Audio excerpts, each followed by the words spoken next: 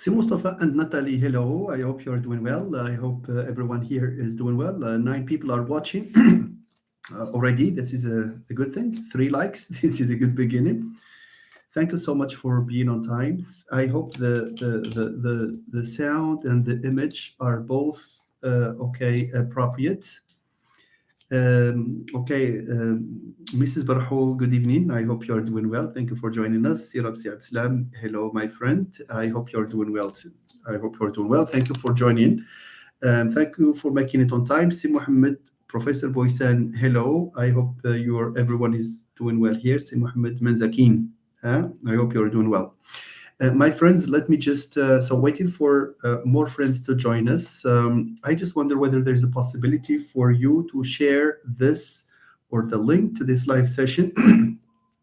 So as usual, that's what you generously do, especially si Mustafa Murshid, and you're doing it in a very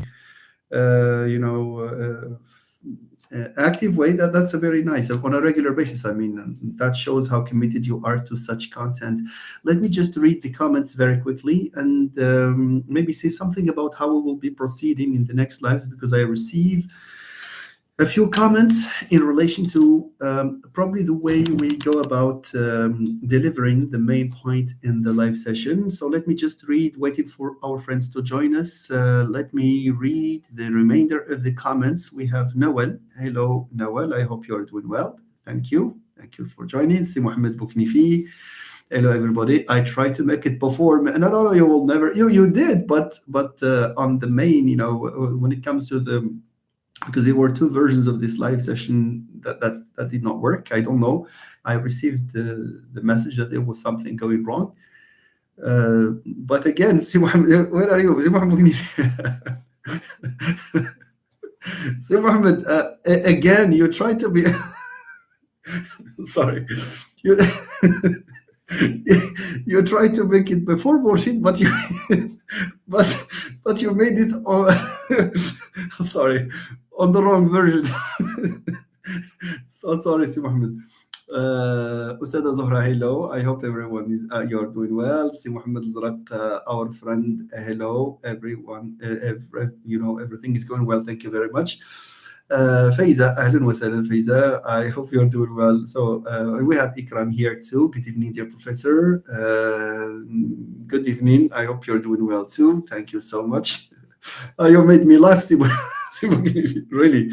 Okay, Sarah Al-Alali, I hope you're doing well too, Sarah. Thank you so much.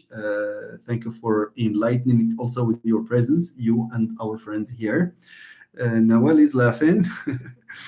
Yusuf Obadi. Hello, Yusuf. Marhaba, Yusuf. Thank you for making it on time. I received a comment which I would like to react. And I think there is a lot of sense in this comment. On the Facebook page, a friend, a follower, a faithful follower, a regular follower, has made the point that it's better to start. That's what I understood by delivering the content, the main point of the live session, because he said that the live session lasts for 2 hours, and this being the case, people are hard put to follow when they target certain content. Of course, we have these digressions in the live session because we answer questions, we open brackets, etc. And I think that this comment, makes a lot of sense, and I will act accordingly. So let us proceed with this, in this way. We will henceforth spend the first 10 minutes maybe welcoming each other. And then after the 10th minute, I will cut to the heart of the point, the heart of the main point to be discussed. And then if there are questions, we will leave them until after we have talked about the details of this. Of the point, of the point that was announced. This way, so many, for example, people who are interested will probably play the video either now or when they come later on. And then once the discussion is over, if they want to follow with the question answer part, then that's fine. Otherwise, they can be content with just what they came for. Thank you. Mustafa, yeah, these are reactions to what I said. أهلا أستاذة نبيلة أشفيعة. Bonsoir Nabila, or Professeur Nabila, parce que vous êtes une prof quand même. Thank you for being here. Thank you for joining. As you can see, we have people who are not just from the English department, but also from other departments. And this is the reason why from time to time I get messages about issues, relating to a field of study, but the thesis is written in Arabic. The writer, the author, or the researcher is an Arabophone. So I often reply in Arabic or in Darija because life is not as complicated as we imagine it to be. So if there is a way we can answer in Darija, there is no problem. But I also get questions in French, and the type of French. French is a language that I don't know. We find it difficult to express ourselves in to express our ideas, our thoughts in French. Well, we are trying anyway. Okay, Professor Ashfi'a says Arabic, please. Okay, that's fine. So probably some of the videos, there is a video that is in the making. It's in Arabic. It discusses the distinction between qualitative and quantitative research because I received questions on this issue. All right. So Yusuf Ubadi, I hope I welcomed you. I did not forget you, did I? Anyway, if it's the second time, there's no problem. So you are welcome. Thank you very much. MGC FGG, you are Fedwa. Don't tell me MGC FGG. Okay. So good evening, Sada Fedwa. Thank you for being here on a regular basis. El Mahjoub Qaddar, good evening, dear professor. Good evening, dear Mahjoub. Thank you for joining. Yasin Razzouk, good evening. Yusuf Ubadi, yeah, you did, sir. So it's good to do it for the second time. Saeed Rafi, thank you very much for, okay, Si Saeed, I have to recognize this because Si Saeed sent me a tutorial on how to make, how to make these thumbnails. So I tried it. It worked, and but I found out that I have an application. That apart from editing videos, it also has that component for making thumbnails. We will be starting in less than 2 minutes. So please, if there is a question here, then even if you type it, then we can wait until the end for an answer in order to respond to the legitimate request that we should not maybe sprinkle the content over to our period. Okay, I think there is a lot of sense in this. So we'll be talking about the interview, and then we will move on. I hope you have questions. Some of you are already or have already embarked on the writing of a thesis, and if there are questions that you would like to be discussed, I'm not saying to be answered, but at least to be discussed, and we'll probably find elements of the answer and suggestions from me and from the friends who are following us here. All right, good. So 30 seconds, and we will start our discussion of today's point, which is the interview and the focus group. We will be specifically focusing on the do's and the don'ts of an interview. Why have I decided on that? Because there are students, and I'm talking specifically about beginning researchers, who have a wrong idea of what a good interview is and of what a good focus group technique should look like. So we will be discussing some of the elements here, the structure, and what to do and what not to do. That will take us some time, probably half an hour, probably more, and then we will come back to the discussion of other issues, whether these issues relate to research or to the field of linguistics, and probably to general English. We can do that without any problem. Thank you. So let's start with the interview. We're talking about the interview, and by the way, the interview is a good alternative. So the live is officially starting. It has kicked off. So let's talk about the interview. What is an interview, and when can it be used, and what is the advantage of an interview over the other data collection instruments? What is it that makes an interview sometimes a better choice than, for example, the questionnaire? While so many of you know about these things a priori, and while you probably gathered, that there are some differences based on the discussion. Those of you who were with me yesterday here, we drew a distinction between the two. Sometimes we were talking about the interview, but only in passing. Now, the interview, in order to talk about the interview versus another data collection instrument like the questionnaire, we need first and foremost to point out that there are two paths a researcher can take in the analysis of his or her data.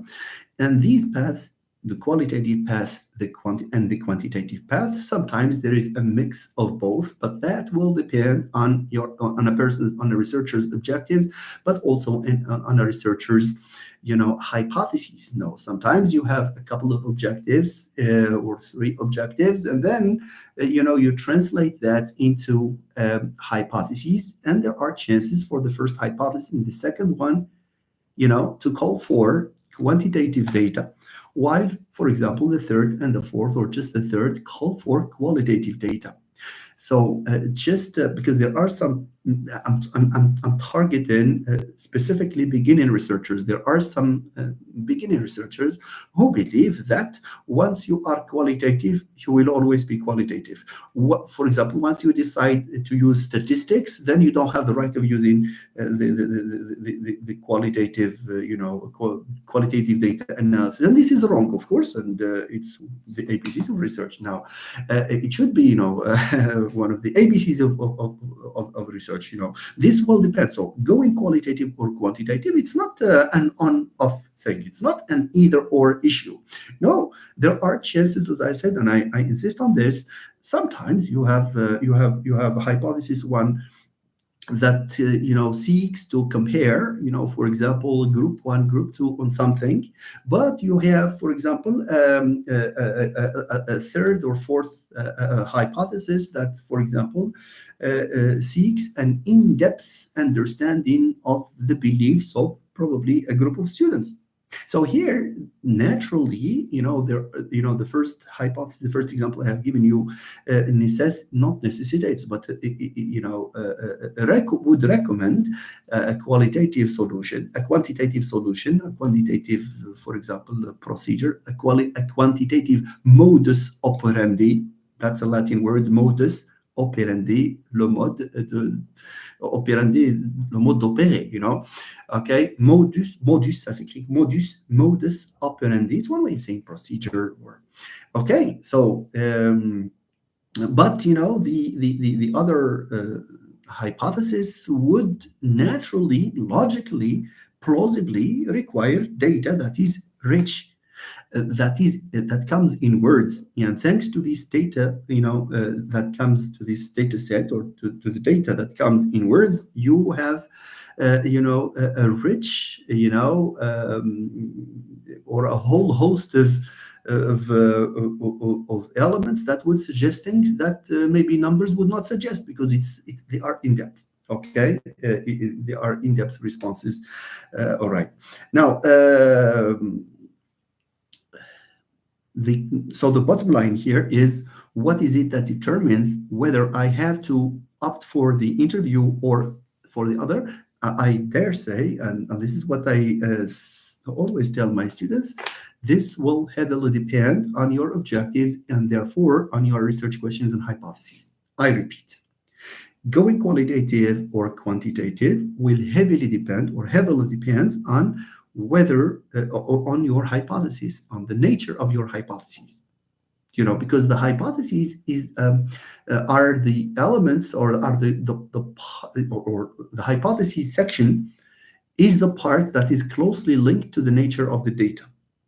Hypothesis will immediately determine whether you go qualitative or quantitative, right? Nice. So, with this background in mind, today we are not going to talk about the questionnaire as we did yesterday. We will not talk about a quantitative data collection instrument. We will be talking about the interview as an oft talked about and oft reported, you see, the technique for the collection of qualitative data.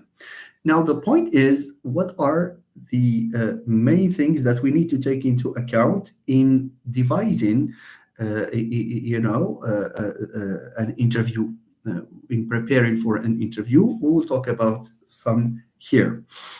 Now, interviews generally are used to collect data about basically about experience, a human experience. So, if it is motivation, people can talk about the way they feel. For example, they feel motivated when they are. So, this is not like a questionnaire. In a questionnaire, what we have are questions that direct people, somehow to provide certain answers, especially the either or answers. So we impose a space which is restricted in a questionnaire. In an interview, no. In an interview, we usually look for the analysis of students' experience, students' impressions, not students but respondents. I'm using students because we generally conduct this type of research in the field of education, but respondents in general. Sorry. So it's thanks in an interview there are opportunities for us probably to discover more than we had in mind before. In a questionnaire, no. So this is much like, allow me to use the two Latin words. It looks like, the knowledge, that we pick up in a questionnaire is a priori. We know it a priori. For example, when we want to talk about the frequency of probably participating in class, the frequency, I always participate, sometimes participate, etc. Whatever the answer is, the information I get is about frequency. So I know I will get a response about frequency a priori, means beforehand. I hope you got this point. This is the questionnaire. In an interview, no. In an interview, there are chances that, so if I ask a general enough question and I allow the respondent to talk, then even if my intention is to get something about frequency, then I can have probably further information about this frequency or about other things that relate to this variable of frequency. Therefore, the interview, is a source of richer data. Why? Because it's an in-depth. It's through the analysis of the responses, the researcher gets a deeper understanding of the respondent's impression or point of view or experience or whatever. You see, in a questionnaire, no. In a questionnaire, the data is dry. You see, I say data is because there are now people who say data is. You cannot say it's data. You don't get just one data. So the data set or the data collected is, that's the thing. Now it's getting more and more widespread. Okay, so the data is richer in the interview and somehow dry. Dry is my word, so it's my characterization of this type of data. Why? It's because you have responses that you can code as numbers, and there is nothing more than that. In an interview, no. Apart from these responses can be obtained in the form of words, but you are likely to obtain far more information, far deeper insight than the questionnaire. So this is the comparison between the questionnaire and the interview. Now, what is the advantage of the questionnaire over the interview? What is the advantage of the interview over the questionnaire? We have provided an element of the answer, but the other element relates to the fact that in a questionnaire, because when you distribute a questionnaire, when you administer a questionnaire, then the target is not just one individual or 2 or 3 or 4. So you need quantitative 100, 200, but you cannot conduct 200 interviews. Okay, so here the concern in a questionnaire is generalizability.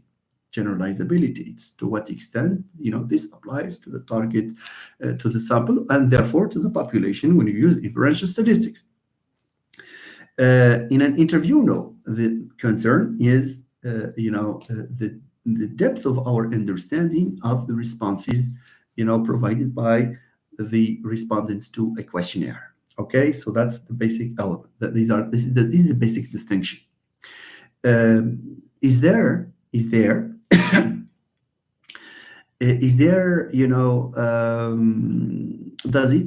the questionnaire any better than the interview? No. You see, so this will depend on some topics are more conducive to an interview. Some other topics are traditionally, there are research traditions that use a questionnaire, but also the way we formulate our objectives and our hypotheses, can influence our choice, can, make us go for the interview or for the questionnaire. Well, let me just, so we have here, because I have some notes here, I've drafted some notes just a while ago. Now we are done with this first part. Now we will talk about the type of interview. There are some types of the interview. Okay, there is the structured interview, semi-structured, and the unstructured interview. So when we talk about the type of interview, how do we know about the type? It's through the type of questions that we have there. Okay, so let's talk about the type of questions in the interview rather than the type of the interview. So as you can see, sometimes in an interview we have questions that are structured. Questions that are structured. When I ask you, for example, in an interview, how many brothers do you have? So it's maybe you will answer with a number, and generally, these types of questions are just to get demographic data, for example, from the researcher, or maybe a preliminary insight into, into what I'm looking for, like how many, for example, where, when, etc. These are close, what we call, these are structured questions. In semi-structured questions, I think I have examples here.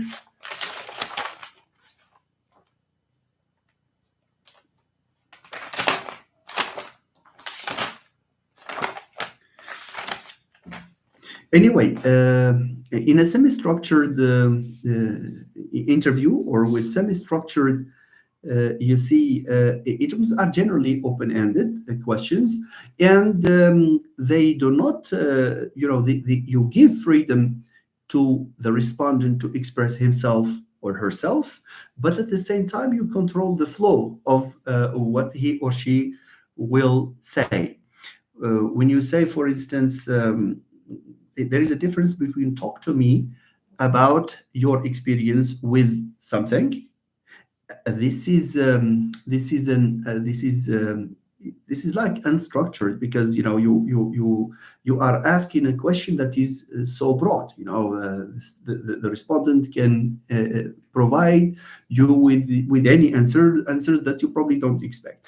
But when you say what are the advantages of so and so, then you are probably directing the student to discuss probably one aspect of what he is talking about, what she's talking about. All right. Maybe I think there are some reactions to this in these. So these are not. I'm addressing this to the gentleman who wrote the comment that we have some digressions in the live. I'm reading. If I find a question that is outside of this, I will not tackle it. So let me read. I think there is a wealth of reactions here.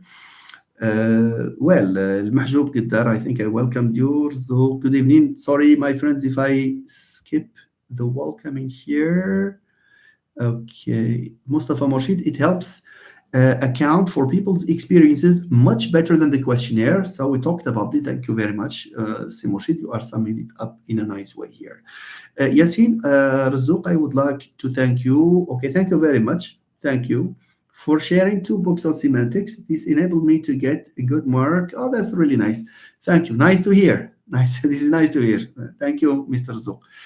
The interviews allow researchers to interact directly with the participants in order to collect qualitative data. This is a very important element that Nathalie Leblanc is adding here. In a questionnaire, there is a likelihood that you will not see all the participants, either because there is somebody who helps you, or because you have 200 people in front of you. You maybe distribute the questionnaire, but you will not witness the process of answering your question. While in an interview, of course, you are looking at the respondent, and you interact with him or her. Not only that, but also the other advantage of the interview is that, and we will see that also with the focus group, is that you also provide, depends on what you are investigating. You can also investigate or take as data the body language of the speaker. You see the facial expressions, body language, and because probably there might be, if it's something that is psychological. If you have an interview, relating to anxiety, for example, or fear or whatever, I think these are also relevant pieces of information. Self-confidence, I don't know, but in the interview, you are face to face with the individual and the respondent, and his or her body language can also be part of your data. Thank you, Nathalie, for making this very important point. Thank you, Nathalie. Interviews offer more detail for collecting data, but they require more time. Questionnaires are more efficient and lack in-depth. Yes, that's the trade-off between a deep insight and information that I called dry in the form of numbers. So there's the trade-off between generalizability, and it's like going vertical or going horizontal. Is your concern to get information about the overwhelming majority of the people you are interested in investigating, or a deep and in-depth understanding, or an in-depth analysis to conduct an in-depth analysis, and therefore a deep understanding of the issue under investigation? That's absolutely the case. Thank you very much. So it's a trade-off. Good evening, Ustad Arim. How are you? I hope you're doing well. Thank you so much. Thank you. Okay, Si Mustafa. Okay, thank you for being always with us, Ustad Arim. Thank you. Reem is a professor at the Faculty of Sciences. Okay, Moulay Ismail University, Meknes. Okay, nice. Yes, read. Okay, Si Mohammed Boukrifi, dear professor, for interviews, if the researcher is not interested in the pronunciation, can they opt for a written interview? This way, it can help save same time. I reckon. Now, if the researcher is not interested in pronunciation, well, should the interviewer, should the researcher dwell on deviations of pronunciation? No, because you see, what is important perhaps is not so much the pronunciation as it is, the content that the student will provide. I don't think that is the state, unless pronunciation is a key variable. But if it's a key variable, then you have to listen and you get information about pronunciation. So I don't think that this is, the researcher can swap into a written interview just because there is a problem of pronunciation, you see. So the best interview is one that should be, because, here the researcher has to take precautions, because sometimes, the presence of the researcher makes the interviewee unable to produce, responses. So we will talk about some of the tips here in a moment. Okay, so but for pronunciation, I can't really see, the reason for changing into the written version just because of pronunciation. All right. Si Mohammed Zarq says unstructured, semi-structured, and structured interviews. Yeah, the unstructured interview, we did not talk about that. The unstructured interview is just where you do not predict the flow of discussion. You don't predict, you start discussing a point. Maybe you initiate the discussion by means of a question. The respondent starts, providing you with his response or her response, and then you ask further questions depending on the answers provided by your interviewee. So this is unstructured because you do not know about the precise questions ahead of time. So these questions emerge in the course of the interview. This is what they refer to that as unstructured interview. Thank you, Si Mohammed Al-Zraq. Sarah, أستاذة سارة العندلي.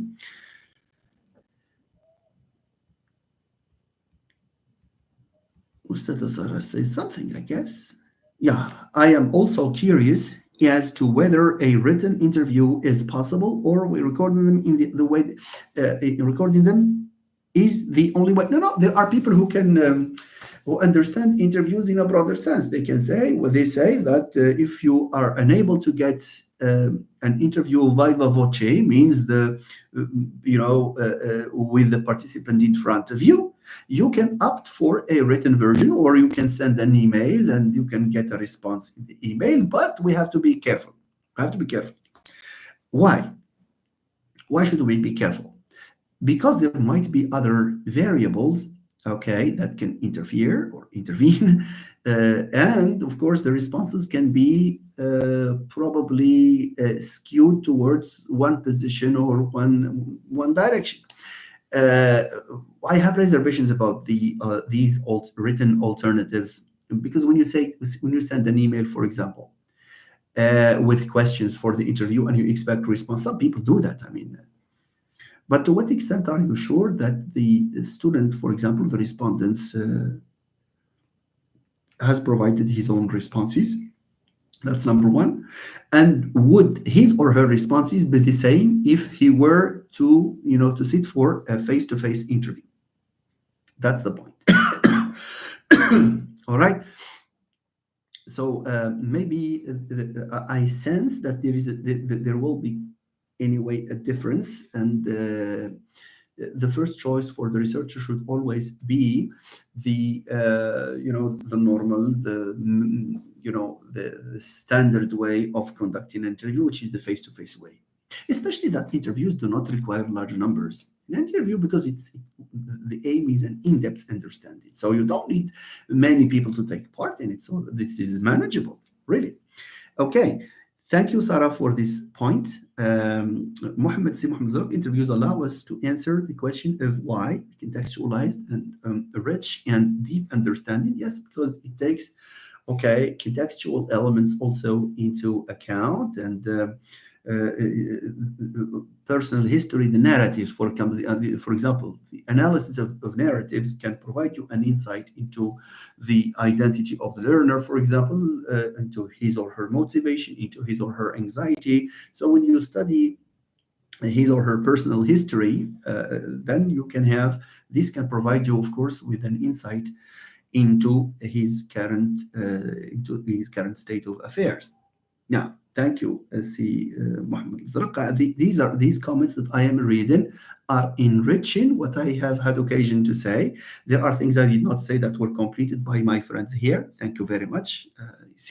So again, to my friend who wrote the comment, the legitimate comment, anyhow, I'm not digressing here. I'm not digressing because we are still, in the we are on track. We have not digressed. Okay, nice. Si Yassine, thank you, Si Mustafa. Thank you, Si Mustafa. I also thank him because he always, suggests books, textbooks, and advice, general advice. Thank you very much, Si Mustafa. Faiza Ashia. I think that's Faiza. There is face-to-face contact between the interviewer and the interviewer. That's a better choice, Faiza. It's better than that can camouflage, a lot of variables, and that can twist answers. That can, I don't know. And by the way, when you do not think that people can write the way you do. So when you ask them to write, the question that comes to mind is it exactly the idea that they had in mind? There are things that we can express orally. We try to express them, especially in a foreign language, a language we do not really master. Just think of students getting you data.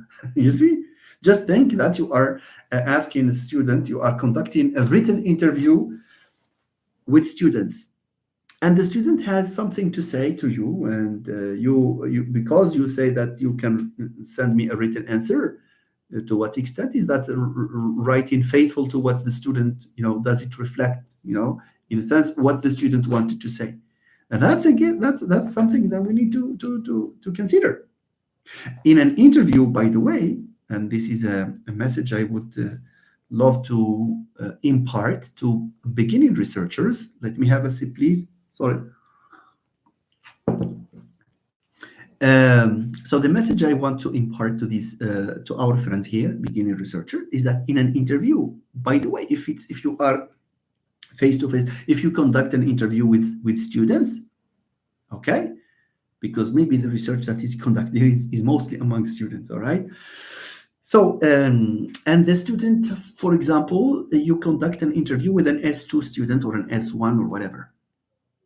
Do you know that you can still do that in any other language than English if you think that his or her responses in English, will be accompanied with difficulties of expression, or will be broken because the flow of the message, getting the message across, is short-circuited by his lack of linguistic knowledge, of the knowledge of the language.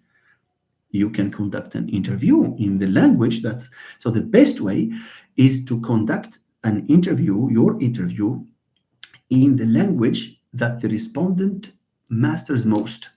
If your objective is to target real responses, best responses are the responses that come in a language that the interviewee masters. All right. Thinking of the EFL context, just imagine. Oh, wow, we will not talk about high school students.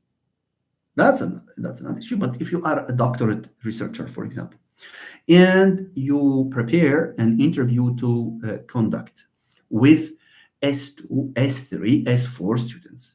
I mean, I don't mean that S4 and S3 and even S2 students do not use good English. They have problem in written English. It's not that, but they express themselves in a nice way. However, maybe when you have some topics that you would like to discuss with them, you have prepared questions in English. Which is better? Is it to sacrifice the use of English in favor of more authentic, probably information, more authentic responses, or because you are in an English-speaking environment, which is the classroom, probably at the English department, or where English department students study, and maybe leave the student grapple with the grammar of English and with pronunciation, and that, because that too is a factor. Because when you conduct an interview with a student whose communicative competence and linguistic competence are not really as up to par, you see, what happens?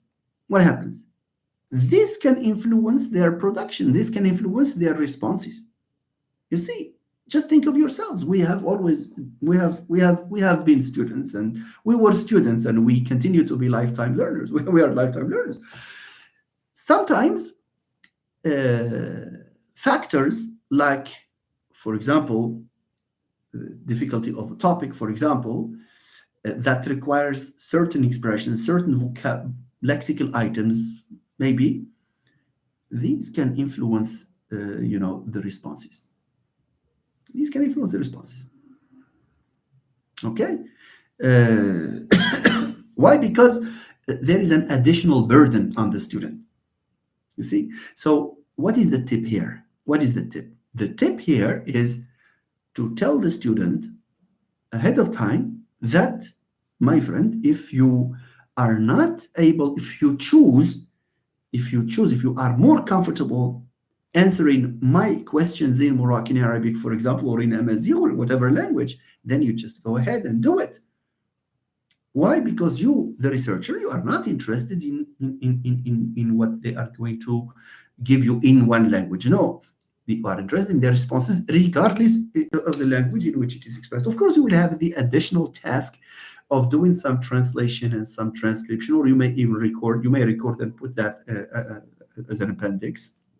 You see, there are ways for doing this. Okay, so that's a very good point. And that's I will not say a mistake, but that's something that doctoral students can think of doing. They can think about.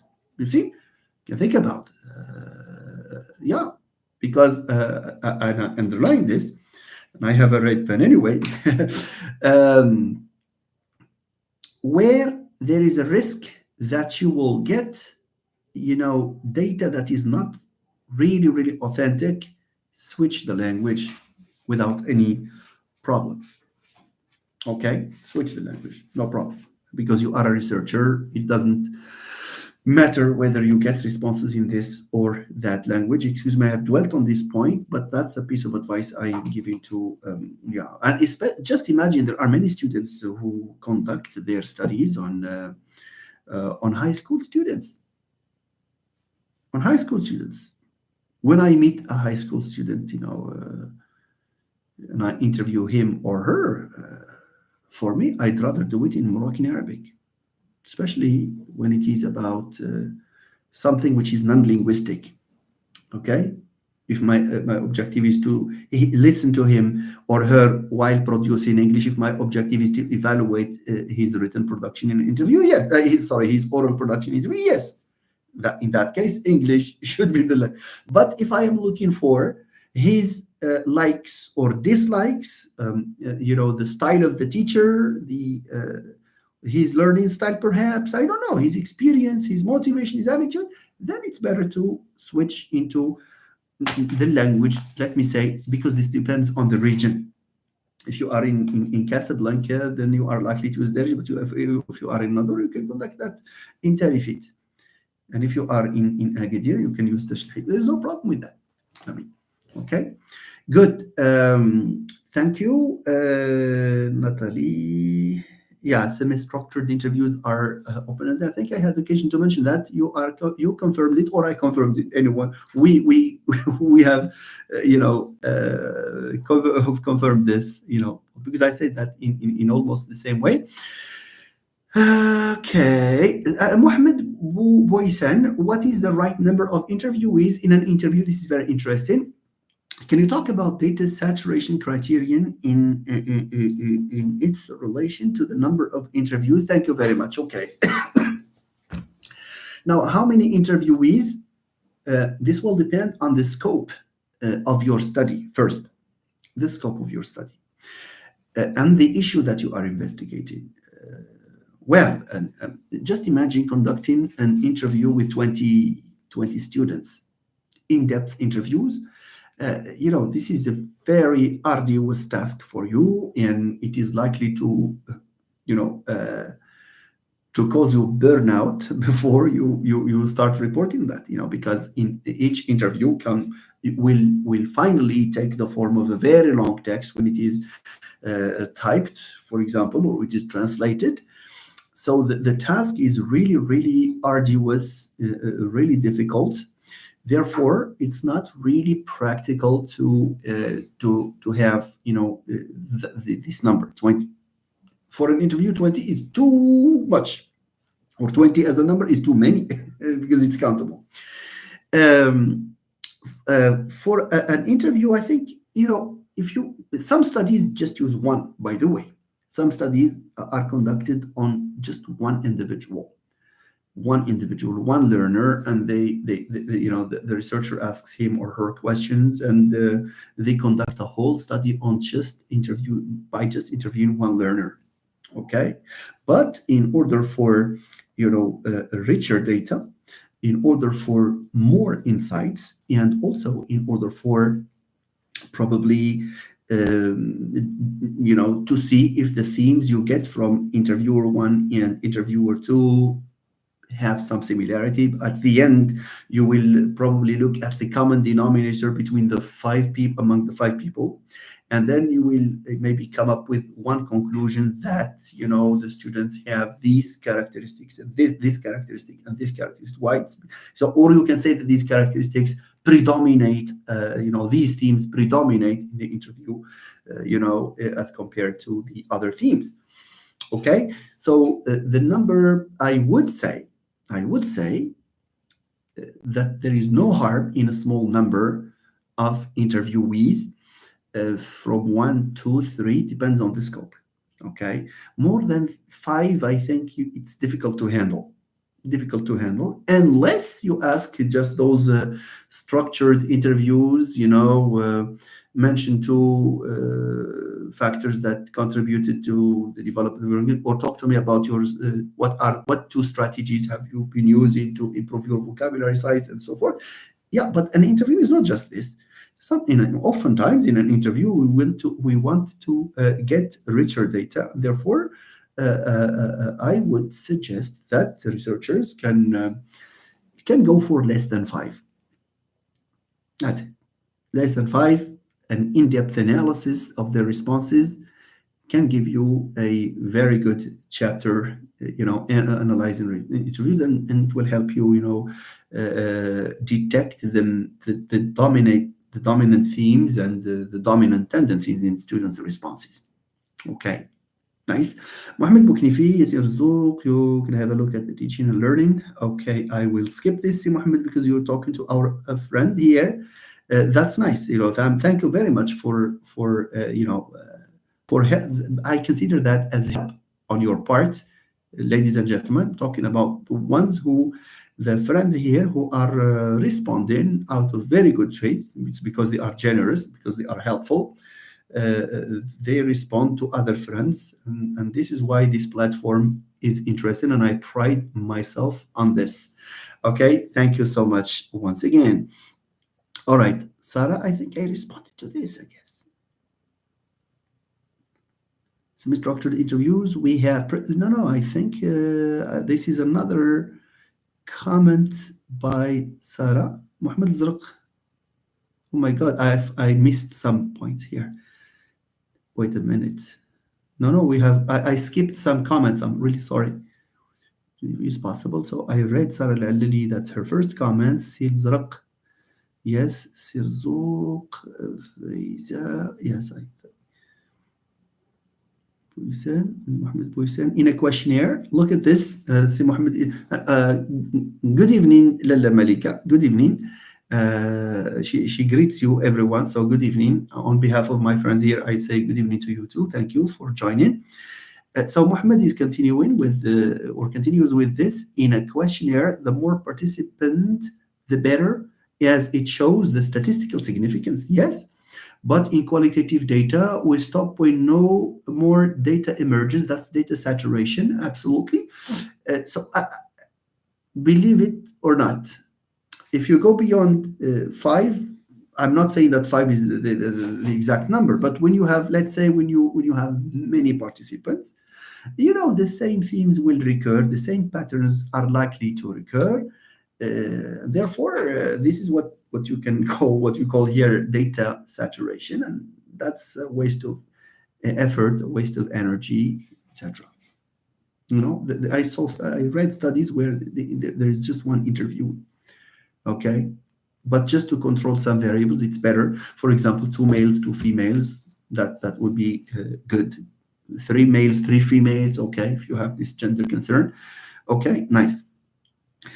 Si Mohammed Yassin Razouk is responding to Yassin Razouk. Thank you very much. Si Mohammed Bouknifi, by the way, is a specialist in pragmatics. I just marveled at the thesis that he produced. I read a draft of it. And it's really, it's a very good addition to research on pragmatics in the country. Wish you all the best, Si Mohammed. Also, can you talk about member checking or member validation as a criterion used to increase the validity of the questionnaire data? The questionnaire data, qualitative, sorry, the validity of qualitative data.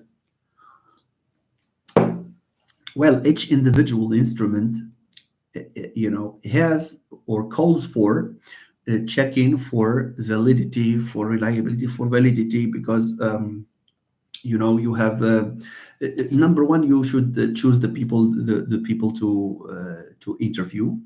You cannot, for example, talk about sophisticated academic vocabulary and you interview, for example, people with a low academic level.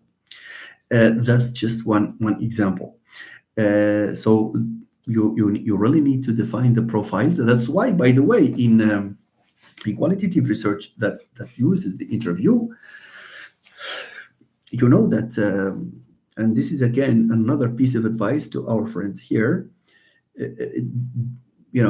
So unlike the questionnaire, and even in the questionnaire, you need to describe your participants. But in an interview, the more information you provide about your participant, the more valid your instrument is, your interview is. Okay, why? It's because in defining, in providing a detailed description of your participant, it's like you are casting enough legitimacy on his or her being a reliable participant. Okay, so I gave you this example. If there is an issue that requires, for example, a high level of English, you cannot interview people with low levels, and so on and so forth. All right. So this is just one way of checking member validation as a criterion to increase the validity. That's true. That's true. So it's not just this to increase validity. It's not just to provide a description. There are certain tips that I will provide here in hopes of increasing the validity of a given questionnaire. Si Mohammed Boysan, thank you very much for these brilliant suggestions and questions. Thank you so much once again. Yeah. Si Mohammed Zarq, how many participants should a researcher interview to achieve data saturation, data collection? I think we talked about this a while ago, and I would go for 5, maybe 6, because you might want to have 3 males, 3 females. All right. Okay. Voila. So, but beyond that, it's going to be too much. The interview is not like a questionnaire, because in questionnaire, especially if you have an online questionnaire, you don't do anything, because the responses come in the form of tables, in the form of charts, etc., and you can copy and paste and report. But the interview, no. The interview, you have this additional task, and this is a criticism leveled against the people who are against, or not who are against, who view qualitative data analysis as being easy and less. No. There are additional tasks relating to, apart from controlling for other variables, to increase the validity of your data. There is also the task of transcribing your data and finding out about the themes, and maybe translating, because if it's in Arabic, you have to translate. After all, you are writing a thesis in English. So the task is not as easy as we often imagine it. All right. Sarah Lalari says, in a semi-structured interview, we have predefined questions and follow-up questions based on responses. Yes, those follow-up questions can vary from one interviewee to another. It's actually, why should it vary from one interviewee to another? It's because different interviewees can provide different responses. Okay, so in a semi-structured interview, you have a question that is clearly defined, and when the interview produces something that attracts the attention somehow of the interviewer, he or she comes up with another question, and so on and so forth. You see, so this will differ, yes, because the responses are likely to differ. Okay, thank you, Sarah, for your question. Faiza is saying, in the interview, we get both written and oral types of information, or oral types of information. Well, generally the interview is in the form of, I gave this piece of advice that researchers should first and foremost opt for the most natural mode of getting information in an interview, which is the oral mode. You see, and if there are probably certain constraints, I don't know if there is a preference of the participants to take a written interview instead, then they can take it. So we have these two options, but we have to be careful when we opt for the other one, for the written, interview. Thank you, Faiza, for your question. Mohammed Zrak, nowadays there is a tendency to conduct interviews online using, for instance, Google Meet, and this allows the researcher to record through. Yes, yes, yes, yes, yes, of course, of course. Of course, Zrak, that's a very good point that you're making. And there is no reason why researchers cannot make use of technology. So unlike the written, let's compare. Just unlike the written interview that takes place via email, well, there are, as I said, there is a likelihood that what is written is not necessarily what the interview wants to say. We talked about this, and I reiterate this, and I insist on this. But in a Google Meet, no, this problem is solved, because in Google Meet you are looking at the interviewee. It's much like a face-to-face. So this is one of the ways that technology can be made use of among researchers. It's very interesting. Okay, so this platforms like Google Meet are ideal, because you are looking at the interviewer as though he or she were with you, and this can provide a better alternative, okay, to a written interview, because people resort to written interviews because probably they cannot have direct access. He or she cannot meet the interview, because the interview is in another city. So as an alternative, it's a good idea to opt for, you see, a Google Meet or another platform meeting the interviewee, using these platforms.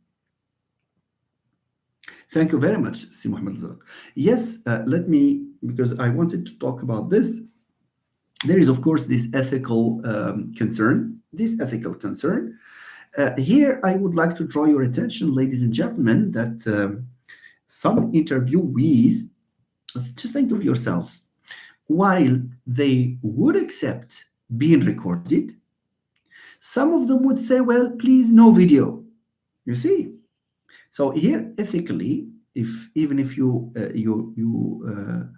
record this meeting with him or her, all you need to do is extract the audio and maybe do away with the video for ethical purposes. Okay, if the participant shows reservation about the video, or you can tell him or her ahead of time that if you would like me to extract just the audio and leave the video out, then that's fine. It's because in Google Meet, for example, or by the way, they can just do without the camera. They can deactivate the cam and just leave the mic. That's very interesting. I mean, they leave the mic of the computer. They can talk as if they are talking to, on the phone, for example. Now, this is interesting. This can provide a very good, alternative to written interviews. Thank you very much, Si Mohammed Zrak. Very active participation. Nawal, can you please explain the criteria for choosing the questions? Nawal. Criteria number one relates to your topic and to your objectives and to your hypotheses. That's where your questions are derived. That's number one. Number two, in most of the studies that students conduct, okay, are related to a whole body of literature of studies that were written before. So one thing you can do, or researchers can do, is to consult previous research and take those questions as items, interview items, because they were conducted, they were validated. Now, please tell me. All right, Professor. Can you hear me and can you see me clearly?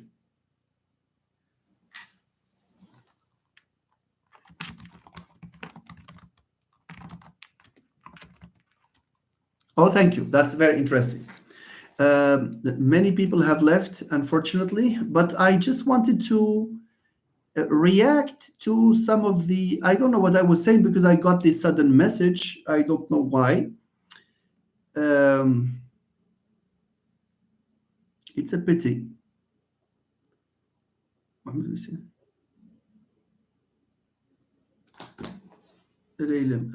I forgot this. So we have, yeah, it's good that our friends have come back.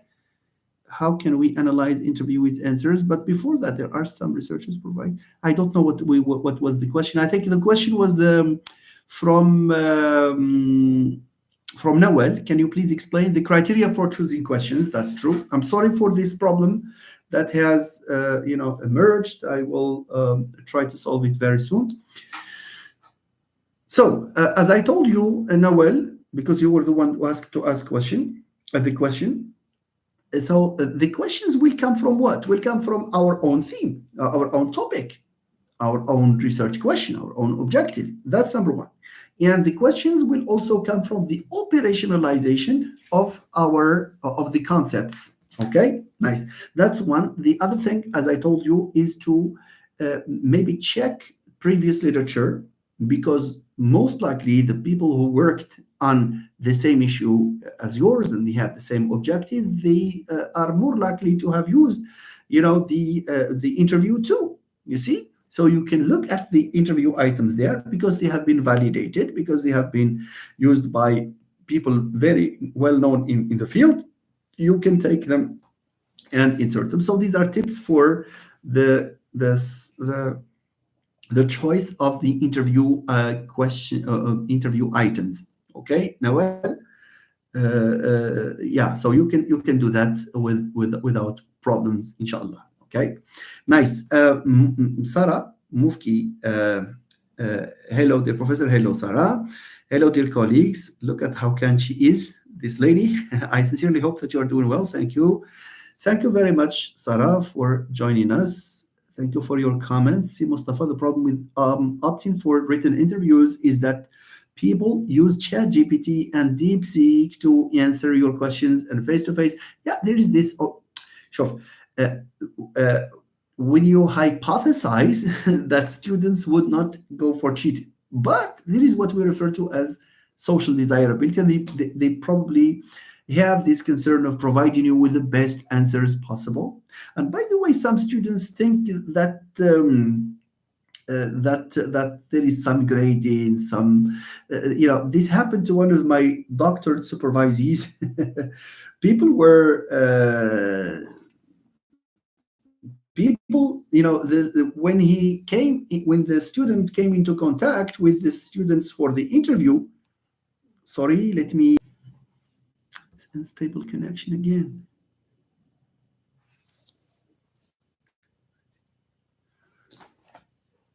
Yeah, it's fine now. So, as I told you, there was a student, my doctoral student. The students asked him, "Who is your professor?" And he said, "Is Professor Amos." Ah, he teaches us spoken English, and he heard one student, advising his colleagues to be careful of this researcher, because he might be asking us questions that can influence the professor's, assignment of the grade. The students do not know this. They don't know research. They don't know about data collection.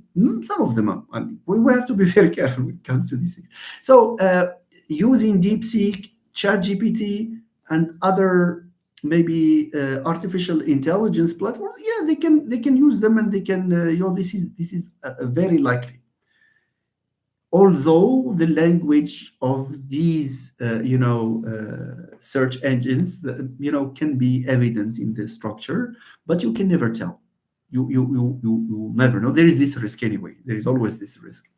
So the best choice remains face-to-face interview, or probably using a platform like Google Meet. Okay, with the agreement, of course, as our friend, I don't know, was it Sid Zarqo, who made the point that we need ethically, we need to have the interviewee's agreement. But one solution is to agree that you can use the sound, but not the audio, but not the video, for example. All right, nice. Mustafa, the problem with yeah, I think we addressed this.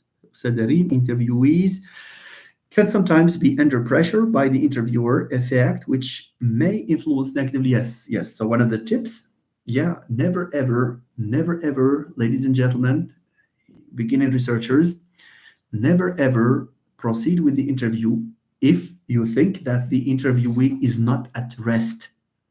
Okay, when you see him or her trembling or showing, make sure that the data he will provide you with, is unlikely to be real data. So this means what? This means that you meet him, her, them before, talk to them about the fact that this is anonymous, and that's why, look at this, this sends us back to the use of language. Most of the anxiety can come from the use of the English language. So we can talk to them in Darija, for example, or in Amazigh, depending where you are, and tell them that it will not be graded and your identity will not be shown.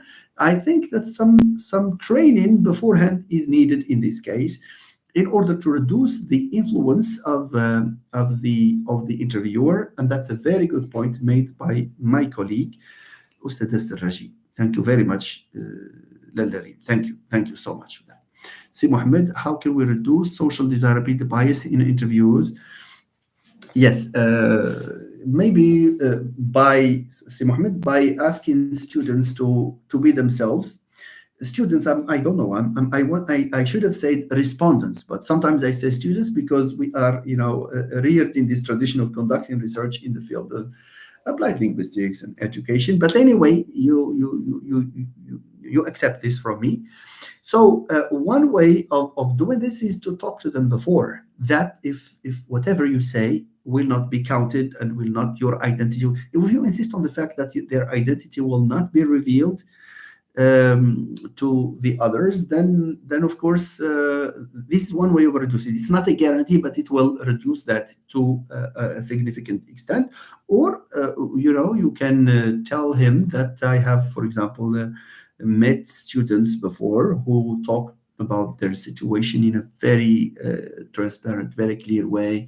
Or when you tell them in group, because when you tell them in group, that makes a difference.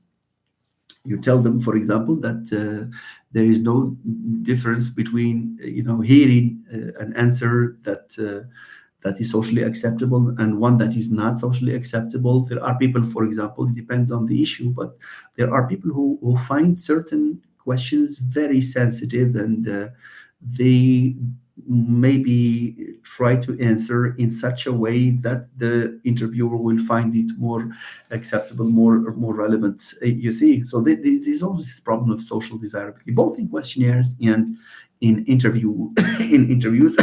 So in this case, it's good to talk to them, and when they are most comfortable, when they know your real intentions, because as I told you, when you talk about master students, licence students, BA students, yes, S5, S6, they are, they can tell, but there are people who don't know.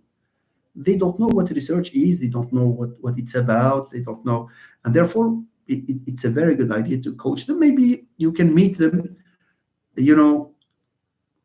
just for this on occasion number one, on the first occasion, on the first the first meeting should be just for this type of coaching. Try to socialize with them, so they should probably find out, try to encourage them, to motivate them, so that they can see themselves, they can see you as their development later on, their ideal L2 self.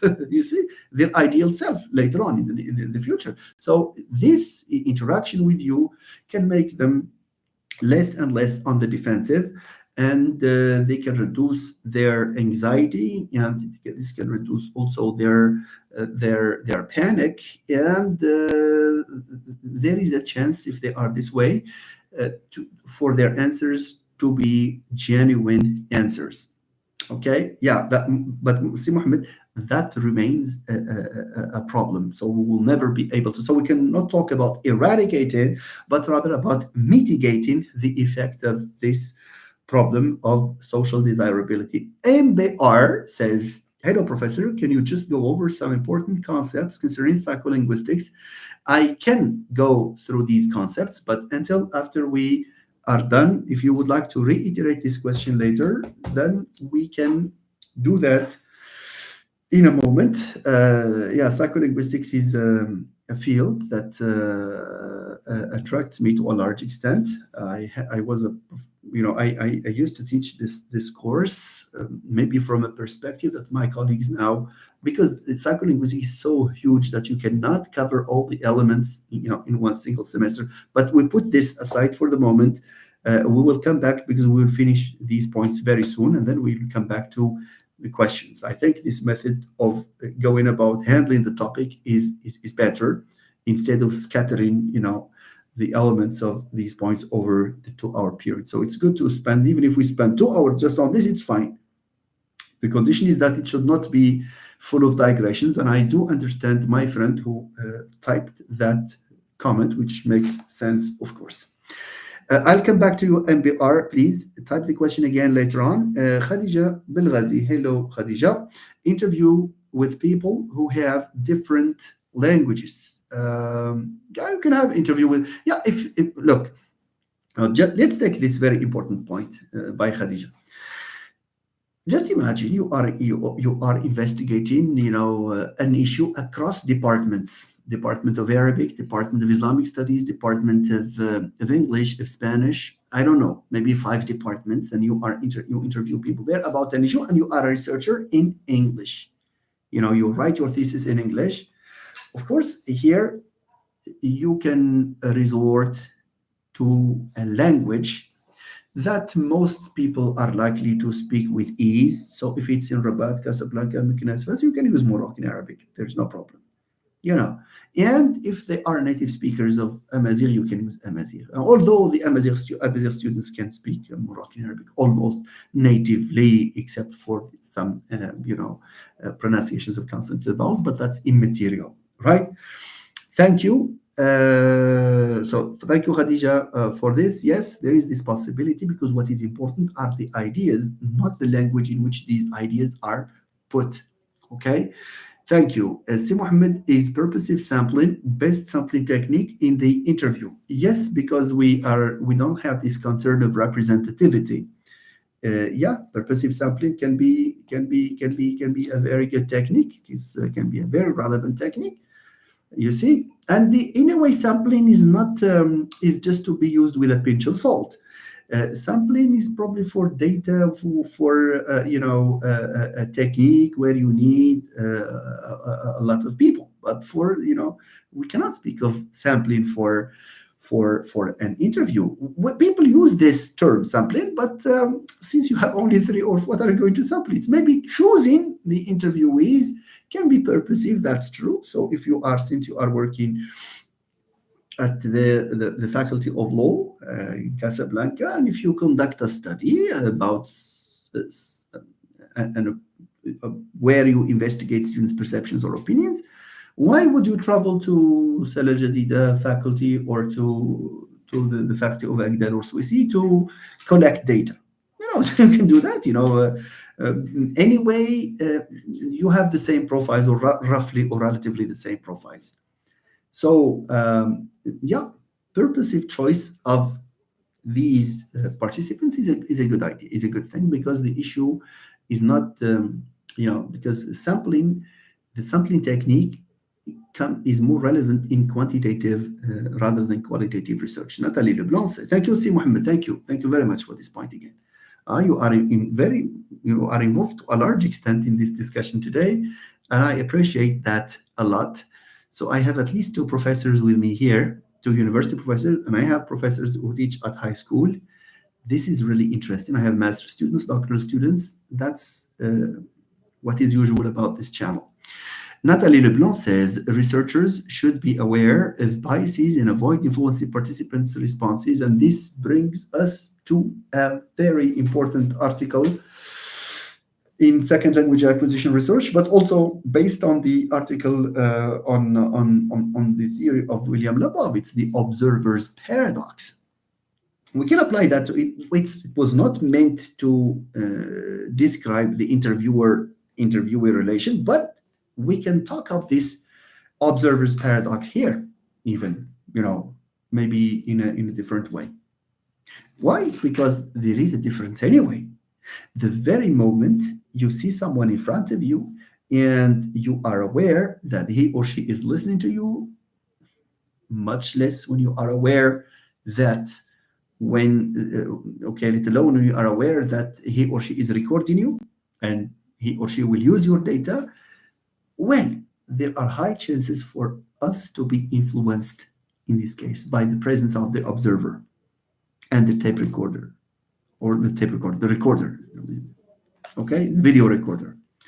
You see, that's really difficult. So the presence of the participant is a factor that we should not blink, that we should not overlook. So people need to look for ways of mitigating the effect of the participant. I think some coaching ahead of time, while it will not eradicate this, influence, it will mitigate it to a large extent. So it's good to meet the interviewees in one session, to talk to them in the language that they speak. For example, you can socialize with them. You can use Moroccan Arabic if it's a group of students at Mohammed at a university anyway, whatever it is. Then this is likely because they will look at you as someone who is close to them. And yeah, but just imagine you come, I don't know, with black glasses and maybe a formal dress, and you don't talk to them. You talk to them only about the study and about the interview, and you give them serious instructions. Some do it. Some people do it, and they are wrong. Of course, the students are there to help you, so you have to know to find a way of dealing with them. You can socialize with them somehow, give them advice, tell them things that they would like to hear, etc. Ask them about, for example, their grades and about whether they find the studies difficult or not, and give them advice. Promise them, but when you promise, you do it, that you will send it, will help them if they need you, etc. Here, these students will be more and more encouraged to provide genuine data, although there is no guarantee at all, in this regard. Thank you, Natalie. Thank you. See, Mohammed, there are some researchers that provide a word-for-word translation to each question and section. Word-for-word translation, yes, you may have your own interview as a researcher. The questions are written in English, but you can choose, as I said, if you think that the students may find some problems, difficulty, understanding they can understand. Even if they are S1 students, they can understand, as long as you don't use fancy terms and technical terms. See? But for the response, you can ask them to generate the response, to provide you with the responses in the language that they master most. And that you master most. Okay. You see? So maybe Moroccan Arabic is the default language that functions as a lingua franca in the country, right? Nice. Thank you, Si Mohammed Ouknifi. Yeah, some do that, of course, and it's a very difficult task. It's not as easy as we often imagine it. Some people say, well, interview is easy. It's not easy. Come on, it's not easy. Okay, how can we analyze interview with answers? Well, you can do what we call, it depends again, you can do what we call discourse, you can do a discourse analysis of their responses, especially if you are looking for an underlying concept expressed through different words. You can conduct a stylistic analysis to talk about the semantic field, for example. But you can also look for patterns, themes. For example, themes. Let's talk about a situation where a researcher talks about the factors behind his or her anxiety. You see? So if the response of, if the respondent brings you back to his primary school days, you see, to his childhood, for example, where, for example, the teacher, the parents, were forcing him to be silent, don't talk, you see. If this repeats this reference to childhood, probably one factor here can be a childhood experience, you see. um, School experience, maybe later, for example, high school, whatever, there are problems that he keeps talking about, then you can classify that as and there might be family, the theme of the family, the theme of the peers. All these factors, can be scattered. So the job of the researcher analyzing the responses of an interview is maybe to read, yes, but to make connections. It's about making connections. We make connections, take a word and expression from here, another from here, another from here, and these will form a theme. And you can jot down a theme, the theme of school, and you can write about it. You can analyze it as a factor, for example, behind anxiety. So these are some of the examples. Or, by the way, you can quote just like that. You can quote later on. You may quote whole sentences and try to say something about them, to analyze them, to see if they cohere with you see what you believe is the right way of going about doing something. So I'm talking in general terms. So these are 3 or 4 ways you can analyze the interview. But Noel, and of course our friends here, you always need to refer to previous studies who use the interview, especially in the field in which you are conducting your research, because we have traditions. We have traditions. There are fields that are well known for one way of analyzing data. Fields that are known, for other ways, or known for other ways of analyzing data. All right. The outcomes of interviews might be unpredictable. That's true. That's true. That's why we say, for a questionnaire, the information is a priori. In the interview, it's a posteriori, means it's after you have administered the interview. It's only then will you, be able to find out about certain pieces of information that you did not necessarily think about before. Okay, Si Mustafa Murshid says, thank you, Natalie. Thank you. That's a good point. In processability theory studies, I have found studies recruiting one participant and analyzing her. Yes, that's true. There is a famous, I don't know, he was from a Scandinavian country. He's by the name of Ravim. Okay, he conducted, a whole study on his son. Okay, his son, he followed the path. It was a longitudinal study. Yeah, that's true. So people can conduct, an interview or a study on one single individual. Why? It's because the aim is vertical rather than horizontal. Vertical means a deeper insight into the responses. The responses can be analyzed and can be interpreted, and and can a meaning can emerge out of that. Okay. Thank you, Si Mustafa, for this. You are shedding more light on this point. Thank you. Si Adnan, good evening, Professor. Thanks again. Thank you very much, Mr. Adnan. Thank you for joining. Barakallahu feek. Bukni fi alim pragmatics. Yes, he is. Okay. Professor Siraji, in your opinion, dear colleague, can an interview be used in the major data collection instrument to carry out a study, or it should be used as no. It depends. Ustad Siraji. Why? شوف, a study can be exclusively, that's my response. A study can be exclusively qualitative, for example, using the interview as a data collection instrument, or exclusively quantitative, using, for example, a questionnaire.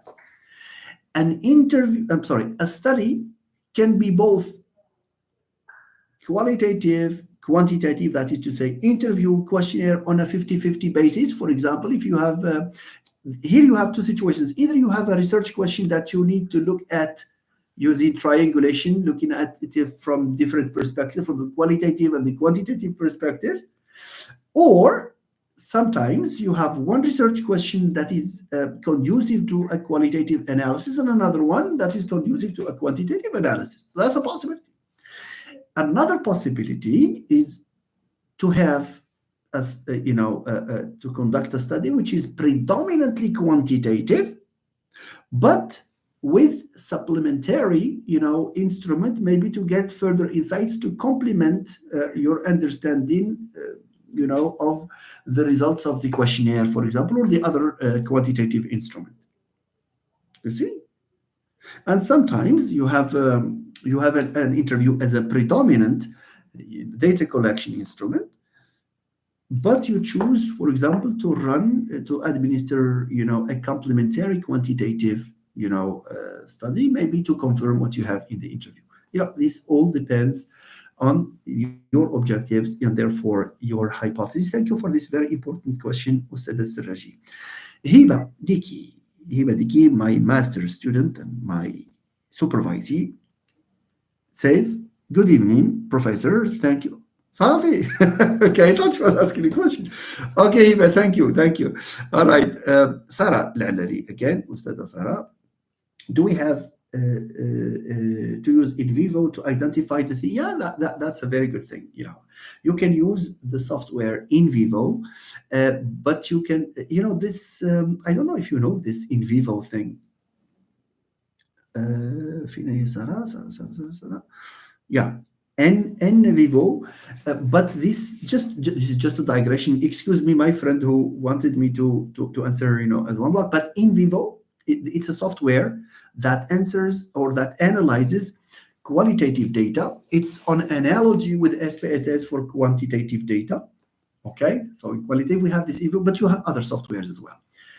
In vivo, the name was carefully chosen for this software. Why? Because you have in vivo. I don't know if you know the distinction between in vivo and in vitro in English. When you analyze something in vitro means that you decontextualize, you analyze its laboratory analysis. For example, some people study, for example, a human organ in a laboratory, means outside of its context. That's in vitro. From there comes vitro, because it's usually a box. We imagine laboratory to have boxes of glass, so that's why you have vitre, and that's why you have clothes vitrina, because it's unworn. Nobody has worn it. It's there. It's isolated. So that's in vitro. The opposite is in vivo. In vivo, for example, some specially, an ophthalmologist examines our eyes when we visit him or her, not by taking the eye and taking it, to conduct an in vitro study. No, you see, but in vivo, as it functions in the body, the eye is in its place, it's doing its job, and they analyze. You understand? So in vivo here means that you are analyzing data in their context. You see, not decontextualized, which is which alludes to the fact that other quantitative data, instruments seek to analyze maybe data outside of the context. You understand? So here, that's why, and we can bring this, we can link this information to the fact that there are sometimes hidden information that we get from the history of a person, the environment of the respondent, for example, in his context, in the context of his life. So the information in an interview is generally contextualized. Okay, so that's why we have in vivo. So yes, Sarah, if you are able to use the software, if you have had some training on it, that's a very good idea. Yes. And you have a plus there, because you can mention that in your methodology, and you can pride yourself over using a software not typical of the way qualitative analysts go about analyzing the data. That's a very good thing, Sarah. Thank you very much. Ahmed Merto says, "Hello, professor. I hope you're doing great. The data which is collected from interviews can be boosted by questionnaires for..." Yeah, that's true. For generalizability, yes, and that will be another perspective. We have had occasion to talk about this. Perhaps you are mentioning that in a different way, but the idea is there. It doesn't mean that you, when you have in a study, you have an interview, it's always the interview. No, you can still, have further insight, into your data by quantifying it, by maybe supplementing it with a questionnaire. We talked about these scenarios when I talked about the scenarios in reaction to what Professor Siraji has mentioned. Okay. Okay, so I reached the point. Okay, I don't know whether I have skipped any here. I'm afraid. Wait a minute. So yes, because you were responding to my question as you whether you can clearly see me and hear me. You were talking about the interview question. Well, okay. So I think so. Si Mohammed Zara greeting the participant and establishing a good rapport with him or her helps reduce, yes, the influence of the interviewer. That's well said. It's very well said, Si Mohammed Zara. Thank you so much. Thank you. Fadil Idrisi, synchronization of self-effort and AI in data collection. Sifadil, I don't know whether you are saying this in reaction to something that we said before. Synchronization of self-effort and AI in data collection, or is it a contribution to our discussion of probably using platforms? I don't know. I probably need some clarification when it comes to these. Thank you anyway for your contribution. I think it was in reaction to something I was saying or something a friend has said. Si Mustafa Morshid says sometimes it's better to make your research aim less known to your participants, so that yes, the data after that you can brief. Thank you, Si Mustafa. By the way, this applies not only to the interview but also to any other instrument. Why should I bother? Because some students would say they they copy and paste their objectives. The main aim of this research is to collect data on students' knowledge of the resumptive pronoun in English. Or sometimes they even give the background. Some students delete the subject or do not delete the subject, they make mistakes. Why on earth do you say these things? The student should know about what you are doing. You need to say, for example, just something like this questionnaire this questionnaire is part of an seeks to collect information for an academic study. Point final. That's all. And then you ask them to fill in the blank. Why do you share with them the aim? And sometimes even the rubrics, items targeting this and this. 1, 2, 3, 4. Are you giving them cues and clues to answer your question correctly? Then this will be biased, of course. Excuse me. Are you drawing their attention to what you are looking for? No, you are a researcher. You keep that in your version. You see, but the version you administer, the students should have no clue. Actually, for better data, students should have no clue what you are looking for. Just imagine somebody conducting research on the acquisition of articles in English, and you provide them with sentences asking them to circle the mistake, if any. Don't tell me that there will not be a difference between not saying anything and saying that this research is about the acquisition of articles. You are drawing their attention. You are influencing their unconscious. You see, you're raising their consciousness about the. So many students make this mistake. I don't know why. So many students in so many doctoral theses, you have these clear instructions providing the necessary information. Why should you do that? Why should you do that? That is likely to bias. We do things that sometimes have reverse